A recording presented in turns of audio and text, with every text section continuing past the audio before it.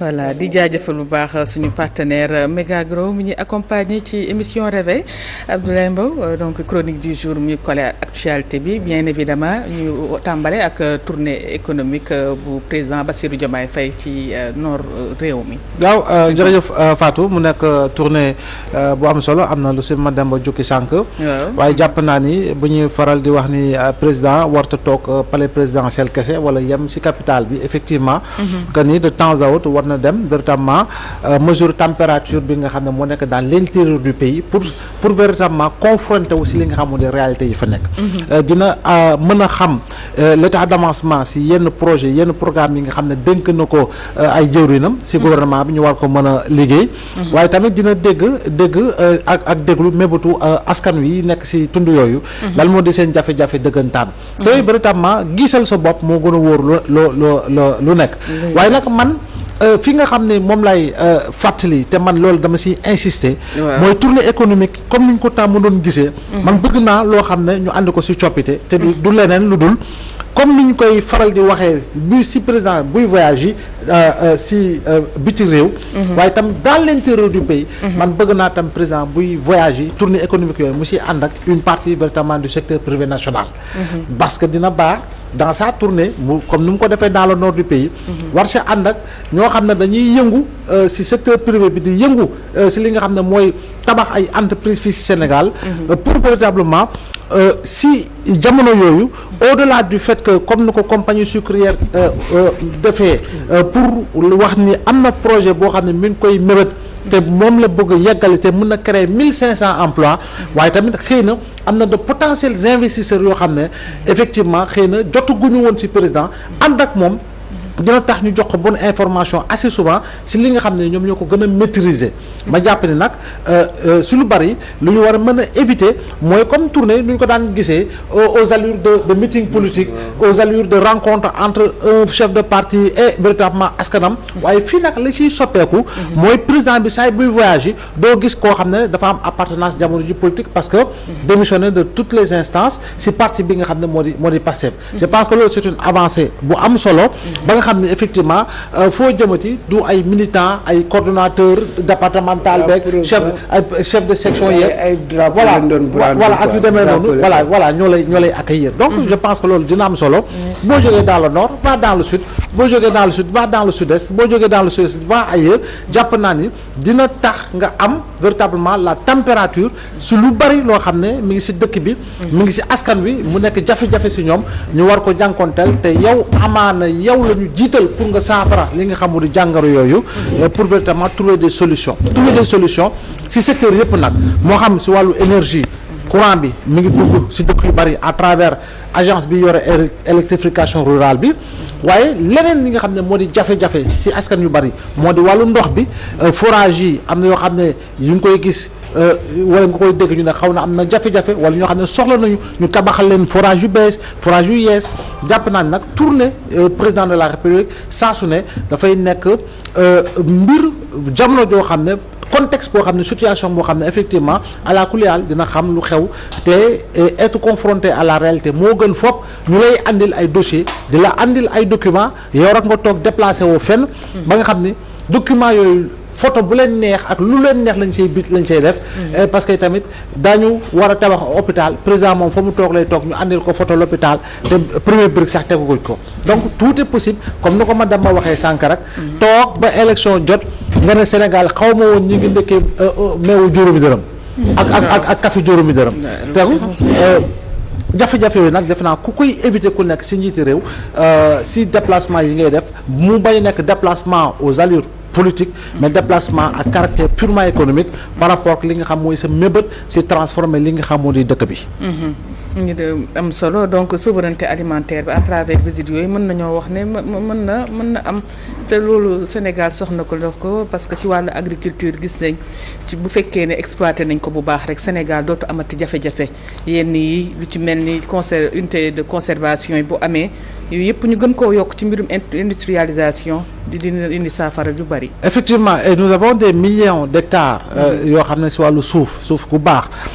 te ñu am itam au-delà de am suuf dañoo am ay kuréel yoo xam ne dañoo ëmb li nga xamoon di wàllu suuf si di yëngatu si li nga xamoon di wàllu agriculture dëkk boo dem DRDR yaa nga fa am nga agence nationale de conseil agricole et rural am nga institut national de pédologie bi nga xam ne mooy liggéey si wàllu qualité suuf gi am nga yeneen kuréel yoo xam ne autour véritablement du secteur agricole ñu ngi si def ay jéego yu am solo au-delà am nga li nga xam moo di ISRA bu dee produit ñëw na lu ñu si war a mën a andi si wàllu transformation ak yu demee noonu si wàllu engrais ak yu demee noonu waaye am nga ITA également buy yëngu si wàllu technologie alimentaire donc pour dire que mécanisme yi tax agriculture bi bu juree dara war a mën a développer mi ngi fi ba tey maintenant comment mieux développer l'agriculture je pense que piste de solution piste de réflexion yi lancé nañ ko du lenn lu dul un investissement conséquent par rapport ak li nga xam ne moom lu ñu am comme suuf war ko mën a exploiter mais également fexe ba ndox bi fu mu nekkee ci benn booru Sénégal ndox bi war a yegg ci beneen booru Sénégal ba nga xam ne en réalité comme dans certains pays daañu mën a def li nga xam moo di mbay tout au long de l'année te comme le ministre de l'hydraulique Cheikh Tidiane Dièye annoncé na li nga xam mooy les autoroutes de l'eau jàpp naa ni projet boobu tax na bu dee antu na dina tax dootuñu wax li nga xam moo di canal du Cayor bi nga xam ne projet la boo xam ne c'était lancé sous l'ère du président Abdou Diouf te boobu ba léegi on l'avait jamais réalisé waaye xëy na la cay des au-delà des autoroutes de l'eau mooy naka la ñuy fexewaatee comme nu ko Abdou fexe woon projet boobu te tey mi ngi fi ba tey mooy le projet de revitalisation des vallées du fossile donc leneen li mooy naka la ñuy dingee xorom bi ci zone yooyu noonu parce que suuf yu baax la waaye xorom bi dafa am loo xam ne mooy tax pour nga bàyyi fa dafay problème donc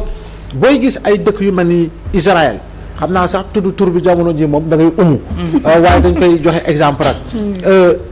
ñi nga xam ne amuñu daanaka ndox te désert moo fa ëpp te gis nga nu ñu tabaxee ba am li nga xam moo di ay rendement agricole yu am solo ñun nag dañoo am suuf te nous avons des terres plates donc li nga xam ni mooy suñu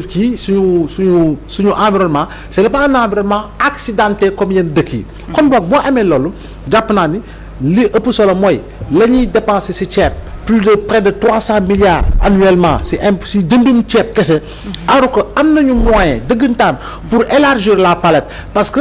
en matière de surface emblavée bu ñu yemoon si 20% tey ñu ngi si 60% ñu ngi si 70% en matière de surface emblavée surface emblavée yooyu mieux ñu koy gën a yokk plus ñu war a gën a mën a investir si li nga xam ne moom la ñu gën a soxla te li ñuy soxla xam nañ ko première consommation fii ceeb la naka la ñuy fexee ba yokk ko waaye nag lu làmboo li nga xam ne moo di wàllu produit horticole yi ñu ngi si def ay jéego waaye war nañ koy gën di protéger moo xam si soble bi moo xam si pomme de terre bi moo xam si pataas bi ak yu demee noonu parce que boo xool si production Sénégal atteindre na autosuffisance en oignon booy xool laaw si production atteindre na mais pourquoi nous continuons d'importer parce que nous manquons d'unité de conservation donc voilà même chose pataas bi même chose xam nga boo ñu demee ba ñuy gas di suul pataas bi problème la donc war nañu mën a gën a investir si secteur si domaine yooyu ba nga xam ne effectivement lu bari doot ñu ko jéggaane waaye tamit il faut quand même ñu gën a protéger li nga xam ne mooy di secteur boobu c'est vrai que dañoo toll si agro business agro industrie y a les paysans du dimanche yoo xam ne comme ñoom ma dem ba dimanche ñu sol seen ay bot xam nga yi war seen 4x4 dem seen tool xam nga yóbbu seen ay nit di fa ray fa xar ray fa bëy lakk ko gamee noonu ba pare ñu tëdd si ay milliers d'hectares mais hectares dañ ko jox ñu war a bay bien sûr dañ ko war a jox ñu war a bay ñi war a bay ba pare war a mën a dundal Sénégal parce que aujourd'hui l'objectif au-delà xam nga dañuy wax autosuffisance mais le premier objectif autosuffisance la waaye bu ñuy wax autosuffisance toujours c'est pouvoir assurer une sécurité alimentaire te Covid bi la nga dund ñu tëj lépp ràpp yaa ngi gis bu la joxul exemple que ni ku nekk war na toll benn niveau boo xam ne da nga war a dundal sa bopp parce que loolu guerre sanitaire la woon waaye tey jii ma dem ba xam nga ni moos nous sommes ñu bëgg ñu bañ tous les signaux pour wane ni mën nañoo dugg ci benn guuta boo xam ne guerre grande puissance la tous les signaux sont là tey jii nii les États-Unis menacent l'Iran démb su guddi Israël xaccu de commencé nañu def ay attaques préventives en Iran yaa ngi gis par rapport ak li nga xam ne mooy wàllu uranium enrichi bi pour ñoom ñu war a mën a jëm amaana si bombe atomique gis nga àdduna bi fu muy yëngoo la Chine depuis près de 10 ans Xi Jinping avait dit à son armée préparez-vous à la guerre. Donc lu nekk mën a am nga yeew ñu ne songu nañ Taïwan intervention allié Taïwan lan lay doon Corée du Nord Corée du Sud et cetera donc lépp li nga xam ne ay signaux la yu nga war a mën a jàngat sur le plan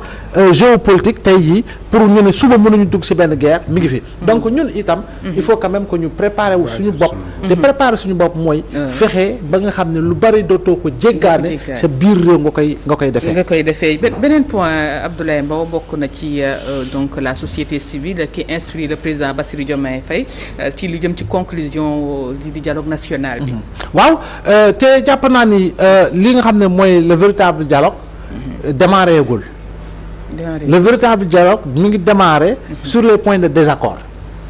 parce que xam nga loolu déggoo ba pare xam nga li déggoon nañ si kon boog defar ko ba mu jekk moo war jébbal ko ki ñu ko war a jébbal mu xool ban yoon la koy dugalee moo xam si projet de loi émanant du gouvernement ou proposition de loi portée par un député ñu xool itam par voie référendaire bu dee si constitution bi la yooyu yëpp jàpp naa ni lu ñu war a xool la donc point d'accord yu am solo la ñu am surtout nag si li nga xam ne mooy tabax institution parce que là-bas c'est 100% de consensus si nga xam ne dialogue bi génne na ko boo ñëwee si wàllu lu làmboo wàllu élection yeeg organisation yeeg code yi demee noonu on en est à 94% de consensus fi nga xam ne moo am 26% parce que ñetti commission la 26% si wàllu consensus mooy li laal wàllu droit liberté ak ay yu demee noonu moo foofu ngay déggee ay article 80 beeg article 254 beeg yu demee noonu foofu la ñu am donc li nga xam ne moo di désaccord foofu la ñu war a wéyalee waxtaan bi moo tax président wax na ko ci jour tabaski bi ne dialogue permanent donc dialogue permanent mooy lépp li nga xam ni mooy désaccord nga wéy di ci dialogue ak ñi nga xam ne ñoom nga àndal di waxtaan pour véritablement aller dans le sens de trouver des consensus te si loolu nag le Sénégal war a mën a nekk si li nga xam ne magistère u président bi fi toog pour éviter li yenn secousses yi yenn soubresauts yi démocratie boo gis dans le monde yëngu-yëngu mënu say ñàkk tout au long d'un mandat tekk-tekkaar rek am ma demal ça n'existe pratiquement nulle part tey jii nii Trump mi ngi doog a yegg si yàggul tuuti moom itam peut-être moins d'1 an gis nga États-Unis ñaata yëngu-yëngu moo fa am jamono ji Los Angeles depuis plusieurs jours ba ñu fa instauré li nga xam mooy état d'urgence président Macron pareil en France yëngu-yëngu feneen foo dem yëngu-yëngu mënta ñàkk si li nga xam moo di démocratie donc yëngu-yëngu mënta ñàkk waaye nag yëngu-yëngu yoo xam ne dañ ko war a limiter par rapport ak li nga xam ne mooy approche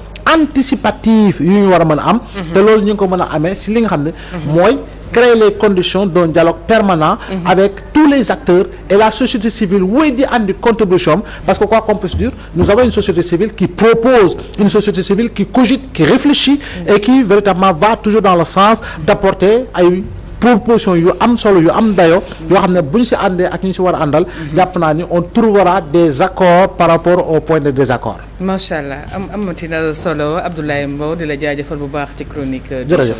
jërëjëf noonu la ñuy ñëwee léegi ci revue sport mais laata boobu ñu lay nuyu di la ziar Cheikh Tidiane Gomis. may nuyu